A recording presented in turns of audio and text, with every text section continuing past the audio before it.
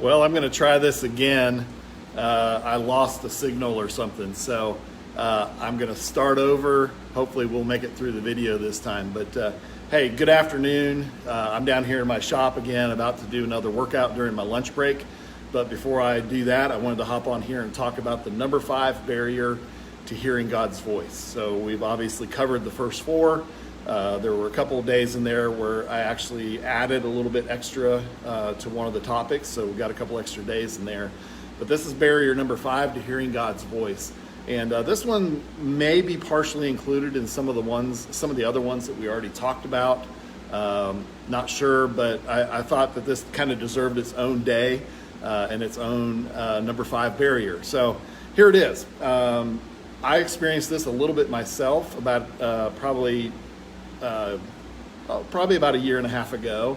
I've been working with several friends who are, I'm working with them on helping them figure out what their identity is, what their God-given identity is, and what His name for them is.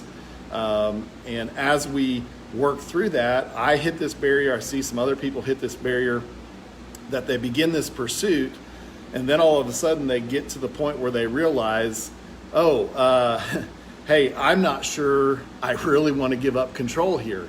We like to maintain control over our life, and that's understandable. But the reality is, if you're a Jesus follower, we know that we need to give up control of our life to God and ask Him to guide us, to lead us, to really be in control of our lives. In fact, we want Him to be in control. And so I think in our head, we have the head knowledge that we want God to be in control, or at least we think we want God to be in control, because we do believe that He created us, and He created us very specially, very specifically, according to His purpose, according to His design, with a special plan for us. We believe that His love for us also tells us that He has a plan that is better than anything that we can think or imagine, right? And it doesn't mean it's always going to be easy, but that's our belief. And yet, we get into this process of beginning to ask God, who did you make me to be, and what is it that you want me to do? And we find ourselves holding on to control like we don't really want to let go. And it's really silly. I got mad at myself about this, because I was going, hey, I don't feel like I'm living the abundant life. I feel like there's got to be more. What I'm experiencing is not awesome, right? I talk to many people who they really don't like their job. They may even be miserable in their job. They don't like a lot of their life situations. And they begin then to pursue God and say, hey, God, who did you make me to be? And what is it that you have for me to do? And yet, when they get to that point, they still want to control, even though them controlling hasn't worked out that well, right? And so then they get into asking God all of this, and I see them start to pull back a little bit, because they start to realize that, oh my gosh, God might tell me something that's going to cause me to have to change. God's going to tell me something that's going to cause me to have to change my job, or change my location, or make some other difficult decisions in my life. Well, that could be true, but what we don't know is God may want to do something in you and through you, and just totally change your understanding of who you are, who He made you to be, and what His purpose for you is. It may not mean a career change. It may mean you just need to approach your current job or your current career in a different way, as a transformed person. So it's kind of silly that we want to hold on to something even though we're miserable or we don't like it, okay? And so we somehow think that would be better than this awesome, great plan that God might have for us. Now, here's the other thing when it comes to this. I've also seen people get afraid when they start talking to God, and they kind of pull back and don't really want to listen. And the reason they can't hear Him is because they're not all in. Their heart's not in it, and God knows that. So again, kind of ties into not telling God the truth, because it's kind of like we're asking Him something, but we don't really want to know His answer. And I think one of the other reasons we don't want to know His answer is, I think it's weird, but we start getting scared that, oh my gosh, what's God going to ask me to do?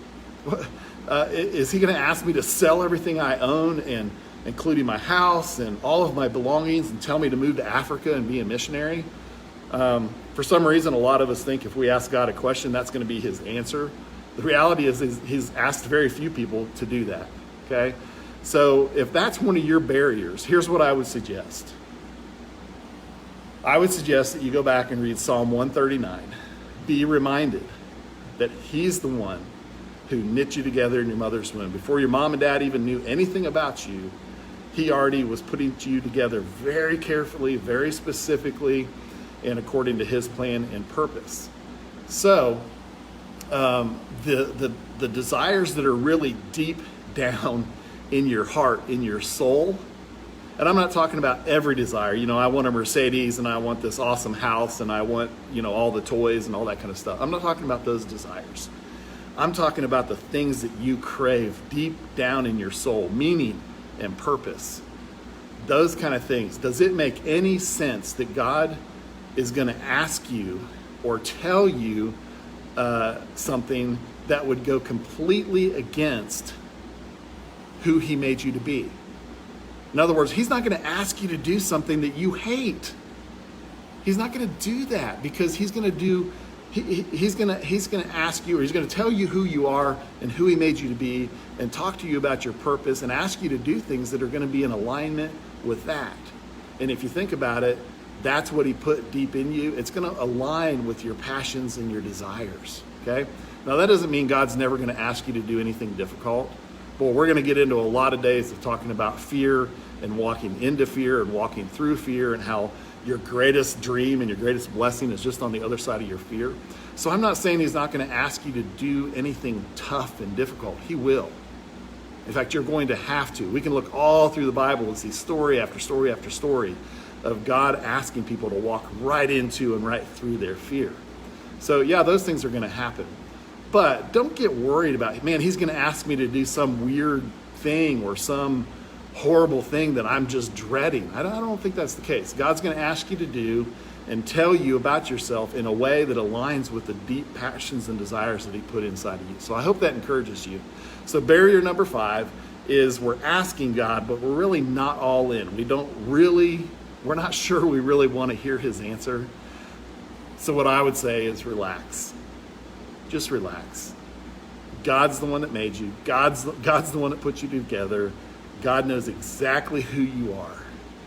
He knows better than you know yourself.